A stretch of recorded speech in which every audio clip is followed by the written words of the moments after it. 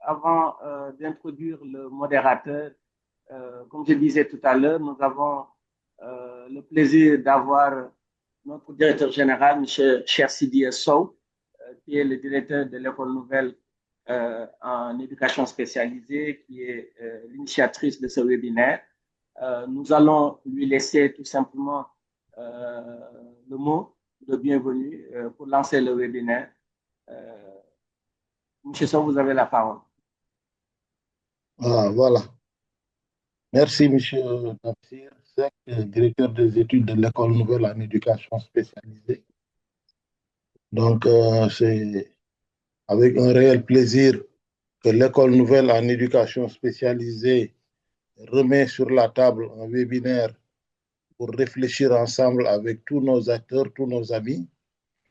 Et c'est le quatrième webinaire que nous faisons. Et les trois premiers ont débouché sur un certificat que nous avons organisé avec des cours en ligne et des cours en présentiel. C'est dans ce même esprit que nous allons développer ce thème important de la prise en charge multidisciplinaire du handicap chez l'enfant, approche et intervention, que M. Thiam va développer tout à l'heure. Et nous serons tout oui pour recevoir le maximum d'enseignements vu son expertise. Donc, nous saluons ceux qui sont connectés et ceux qui prendront le train en marche. C'est avec beaucoup de plaisir que l'École nouvelle en éducation spécialisée continuera à partager cette expérience et cette forme de travail qui, ma foi, aide à des professionnels et autres intervenants, et même des familles et des responsables d'associations et autres, en tout cas d'intégrer cette réflexion et de bénéficier au maximum des enseignements que l'École nouvelle compte dispenser en plus des cours en présentiel dans ses locaux.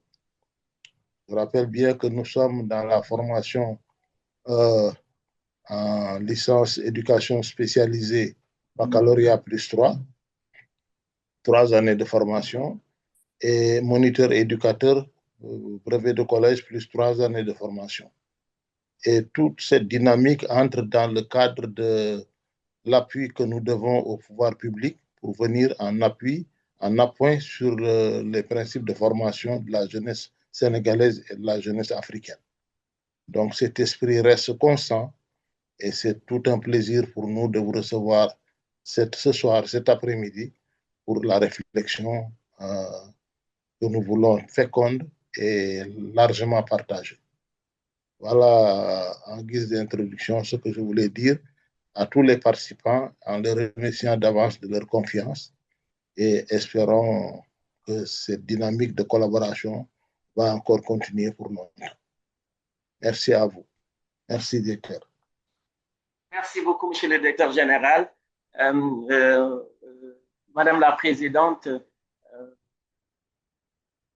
vous êtes là, je ne sais pas si vous voulez placer un mot avant ou... Ah non, j'ai dit bonjour, l'honneur est au directeur de l'établissement. Merci beaucoup à tous d'être là. Merci.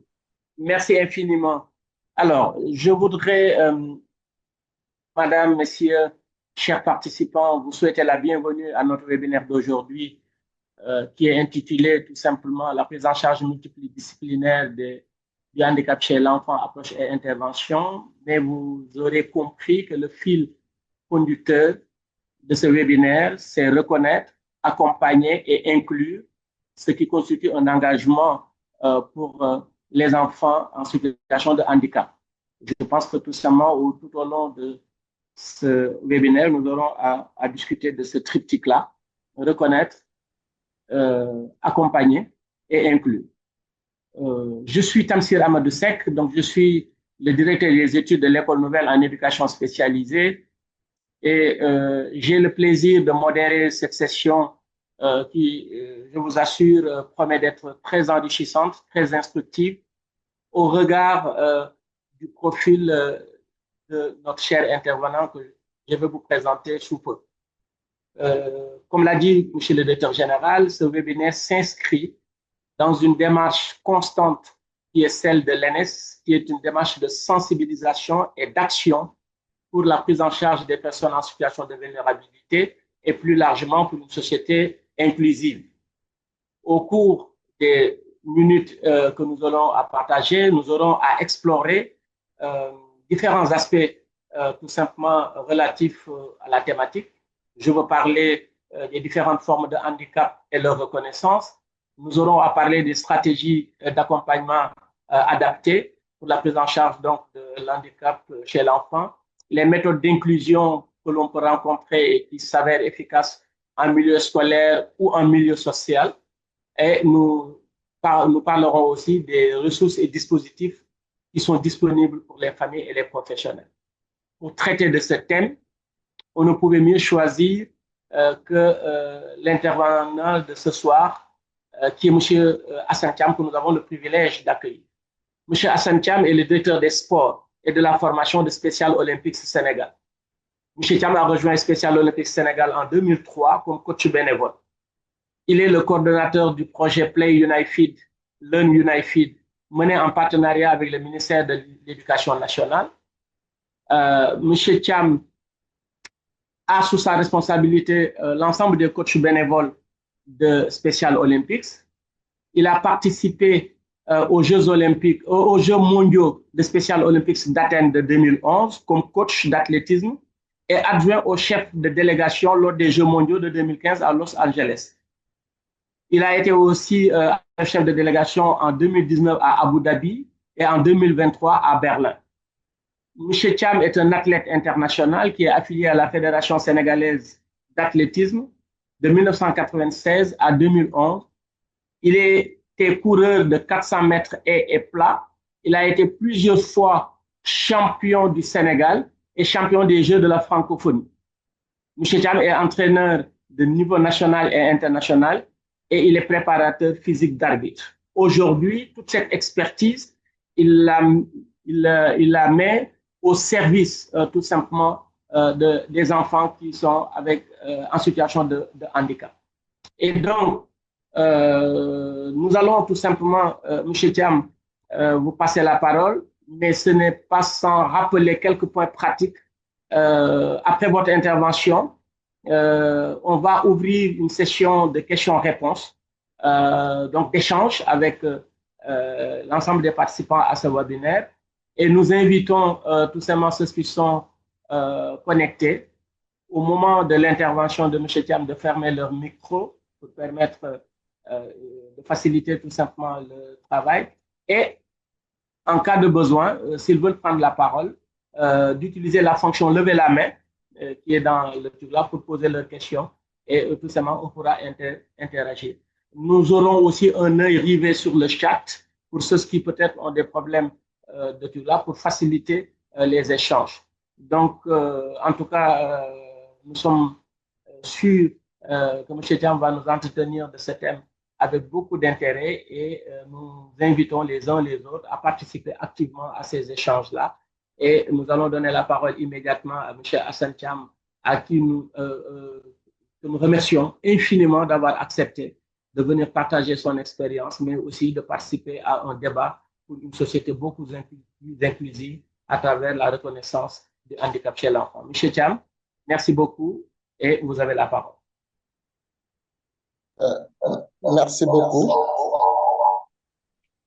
Merci beaucoup, monsieur le directeur. Je vais ouvrir le caméra, et peut-être pour quelques minutes, après je vais essayer de refermer ça pour mieux m'exprimer, quoi.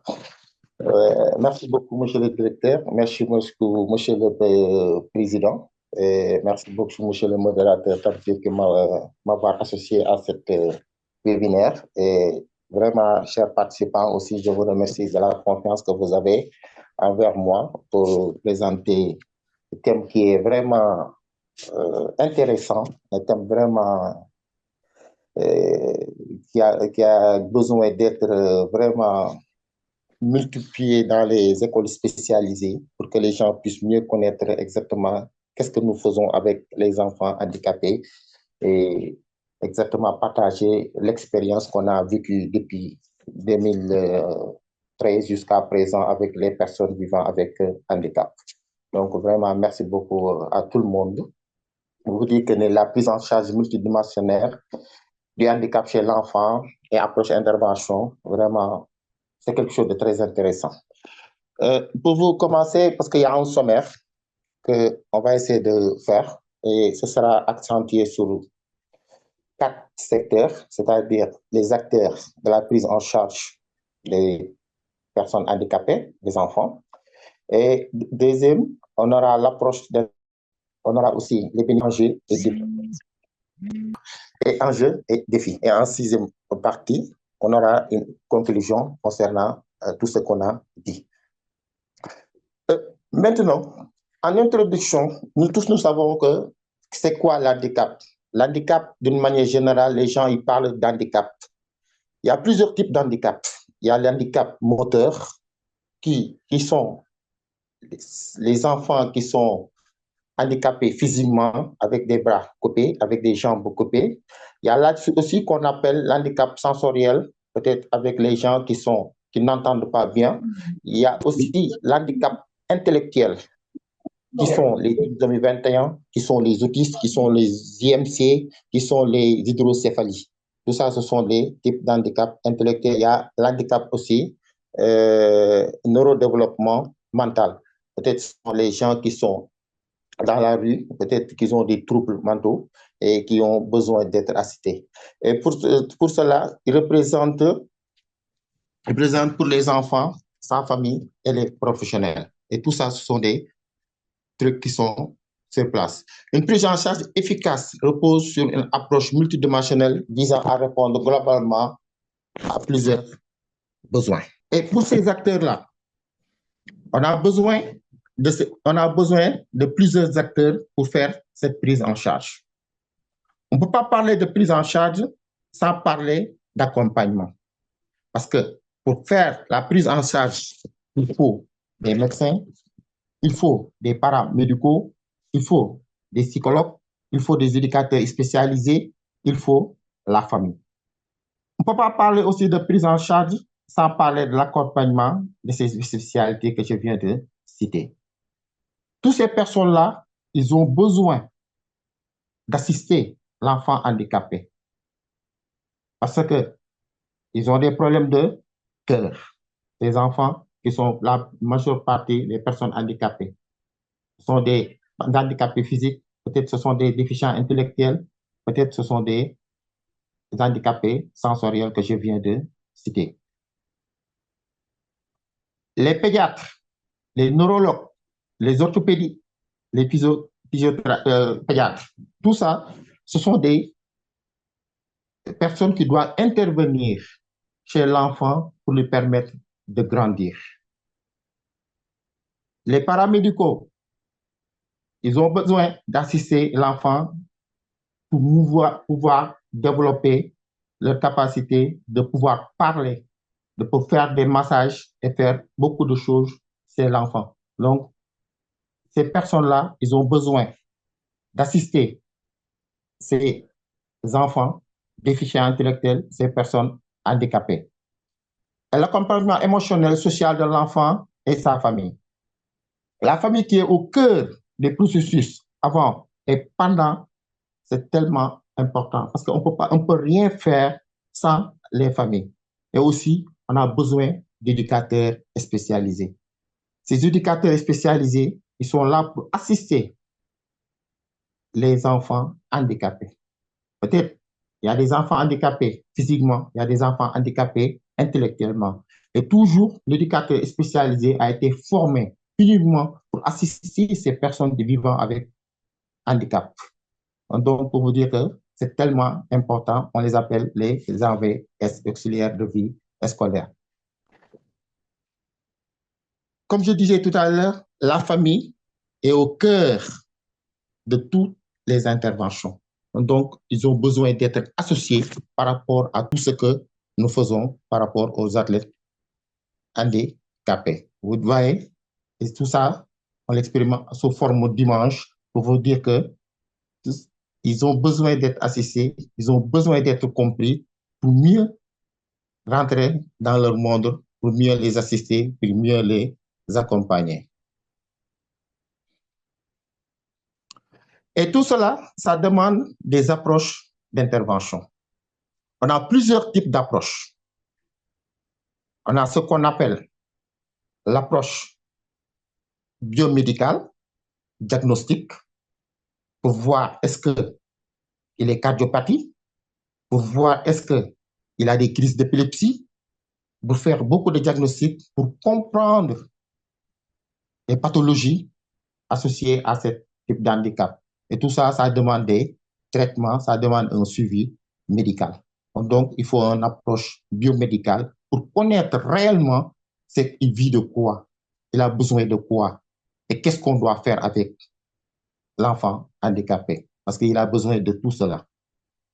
Et il y a ce qu'on appelle aussi l'approche rééducative, développement des fonctions motrices, langage et de l'autonomie. Parce que si on est proche de l'enfant, on peut gagner sa confiance, on peut lui faire apprendre beaucoup de choses. Mais tout le temps, il faut gagner sa confiance d'abord, surtout les personnes handicapées, surtout les enfants handicapés. Parce que ce n'est pas parce qu'ils ont perdu la tête, ce n'est pas parce qu'ils ne comprennent pas, mais il suffit qu'ils aient confiance en vous-même pour pouvoir vous accepter, pour pouvoir faire beaucoup de choses. Comment aider l'enfant à vivre avec son handicap et à pouvoir développer les compétences de vie. Et tout ça, ça demande une approche éducative. Il y a ce qu'on appelle aussi l'approche éducative. L'approche éducative, c'est quoi exactement? C'est pouvoir l'intégrer au niveau des écoles, parce qu'il faut ça demande des moyens, ça demande beaucoup d'adaptation, ça demande aussi beaucoup de socialisation et ça demande encore beaucoup d'apprentissage. Et pour cela, il faut que l'État puisse accompagner ces intervenants-là, qu'ils puissent avoir une bonne formation pour mieux comprendre c'est quoi l'handicap, c'est quoi l'approche qu'on doit avoir par rapport à ce que nous faisons, quels sont leurs besoins. Et pour cela, il faudra que l'État soit là, les privés soient là, les gens puissent comprendre exactement. Parce que dans chaque quartier, dans chaque ville, dans chaque région, il y a des personnes qui souffrent ou bien qui sont des personnes vivant avec handicap. Est-ce qu'on doit les laisser à la maison? Est-ce qu'on doit les laisser en rade? On doit les accompagner. Comment les accompagner? Il faut que chacun doit mettre quelque chose dedans, c'est-à-dire créer l'inclusion, ce qu'on appelle l'inclusion. Et l'inclusion, ça demande beaucoup de paramètres. La société, la famille, tout le monde doit y remédier pour qu'on puisse accompagner ces personnes-là vivant handicap. Par contre, nous, on avait un projet au niveau des Special Olympics pour mettre ces enfants-là dans les écoles publiques. Parce que l'école publique appartient à tout le monde. L'école publique, personne vivant avec handicap et sans handicap doit accéder à cette école-là. Droit à la vie, droit à la santé, droit à l'éducation, droit à tout. Et pourquoi pas ne pas intégrer ces personnes-là? Lorsqu'on a essayé, les maîtres nous ont dit, ah, vraiment, on ne peut pas accueillir ces personnes-là handicapées dans nos classes parce qu'ils ne sont pas bien préparés. On peut accueillir, par contre, les personnes handicapées physiquement, mais il y a des personnes handicapées intellectuellement, on ne peut pas les accueillir. C'est ça qu'on appelle les trisomies 21, les autistes, les IMC. Ils ont de l'intelligence. Et pourquoi pas on ne peut pas les accepter dans les classes? C'est parce qu'il n'y a pas un bon accompagnement. Il faut les accompagner. Il faut accompagner les parents. Il faut qu'on peut avoir des éducateurs spécialisés et des AVS dans les classes pour pouvoir faire comprendre aux enseignants que c'est quelque chose de possible. Et tout ça, ça demande une approche éducative et pédagogique pour que les gens puissent mieux comprendre. Il y a ce qu'on appelle aussi l'approche sociale, physio-sociale. Il faut que, au moins, les familles, ils ont besoin d'être soutenus. Ils ont besoin d'être accompagnés pendant, avant et après tout le temps, ils ont besoin d'être assistés. Parce que quand je parle des familles, je parle d'abord des parents. Parce que si les parents qui ont un enfant handicapé dans la maison et qu'il n'est pas soutenu par la famille, ça risque de créer des problèmes. Donc, c'est la famille qui doit soutenir d'abord les parents qui ont un enfant handicapé avant que la société puisse accompagner. Et ça permettra d'avoir une bonne intégration sociale. Parce que si tout le monde connaît que dans cette maison, il y a un enfant qui a besoin d'être assisté, et chacun puisse mettre quelque chose sur l'enfant pour dire que c'est possible, il faut qu'on l'accompagne, il peut intégrer, mais si on l'abandonne, peut-être les parents ont des problèmes pour le sortir de la maison, ils vont avoir honte de le sortir. Parce qu'à chaque fois, il dit qu'il y a des problèmes sociaux qui sont dans les maisons. Il y a des problèmes ethniques qui sont dans les maisons. Et tout ça, ce sont des choses qu'on doit peut-être éviter de dire aux parents déficients intellectuels, aux parents handicapés, parce qu'ils ont besoin d'être assistés. Et tout ça, ça montre ça en image pour dire que la famille est là, la société est là, accompagnée, pour que tout le monde puisse comprendre que l'handicap, ce n'est pas un frein. Et tout le temps, les gens peuvent faire quelque chose, il suffit simplement de les accompagner parce qu'ils ont des limites et ils ont besoin d'être intégrés dans la société, surtout les familles. Et maintenant, tout ça, toutes ces approches-là, on ne peut pas l'avoir, toutes ces approches-là devraient avoir un impact. C'est-à-dire, l'enfant doit grandir. Et que pour que l'enfant puisse grandir, il doit avoir un bon épanouissement social, émotionnel.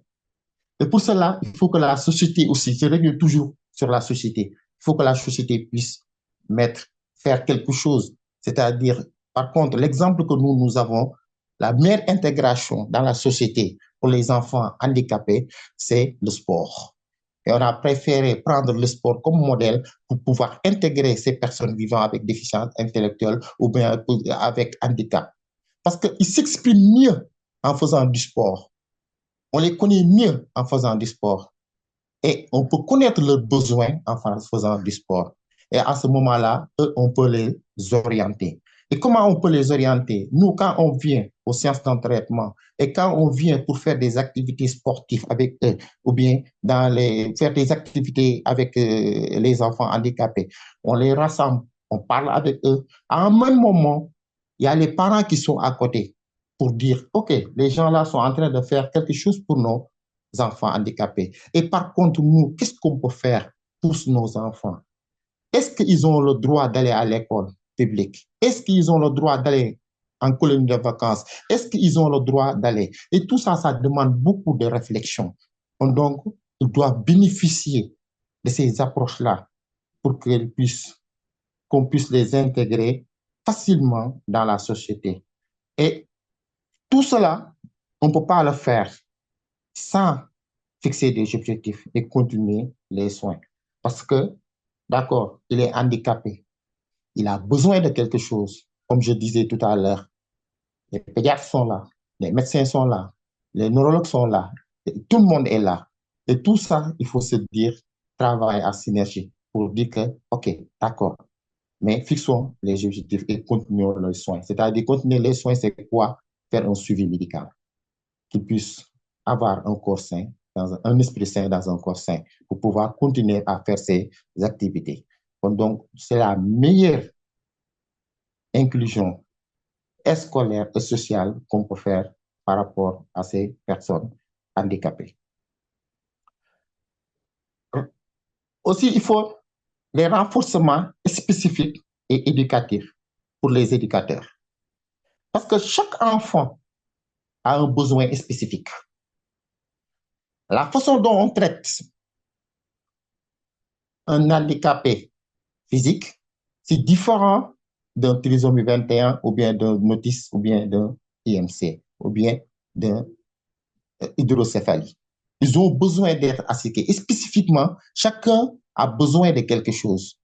Maintenant, comment faire pour rendre ces enfants-là autonomes? Comment on peut améliorer leur qualité de vie. Tout ça, il faudra que nous tous, nous puissions aider ces enfants handicapés à survivre.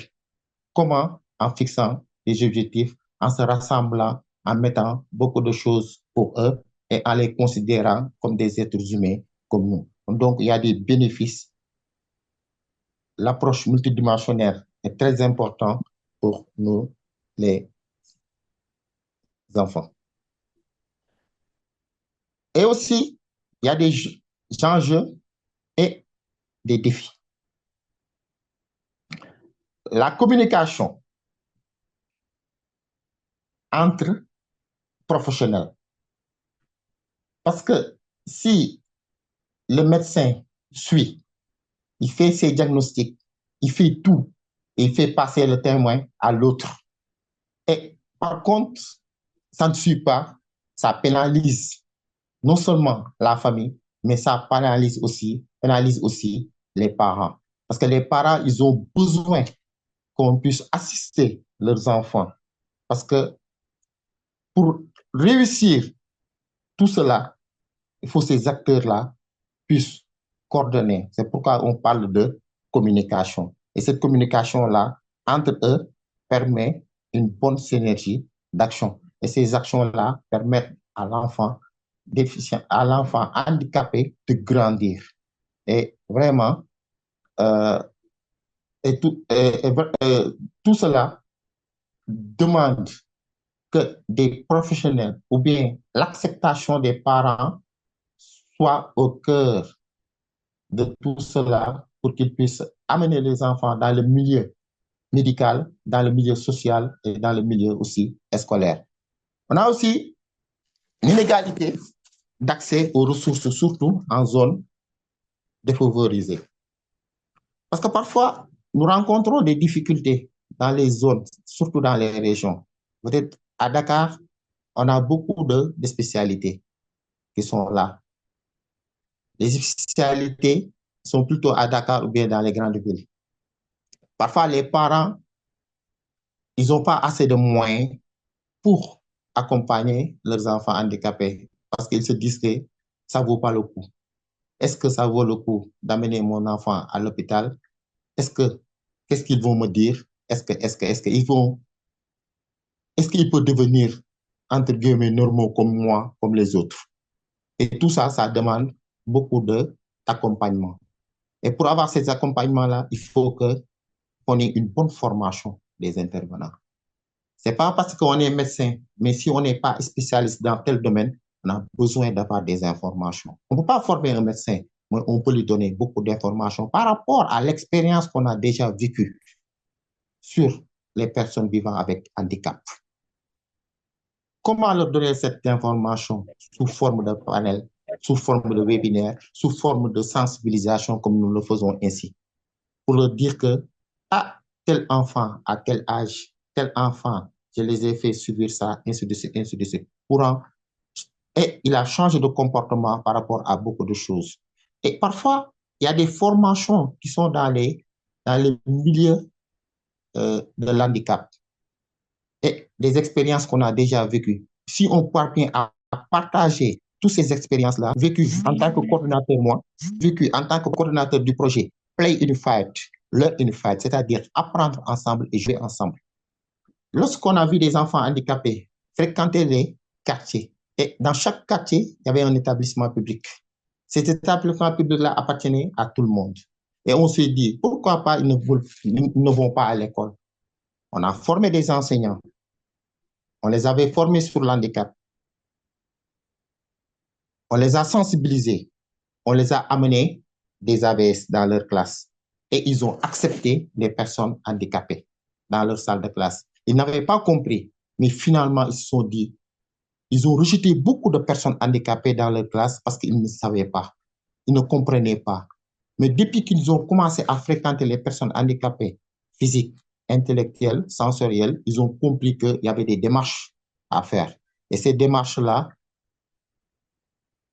il suffit d'avoir une bonne formation ou bien qu'ils soient sensibilisés, qu'ils puissent amener leur pierre d'édifice sur leur formation.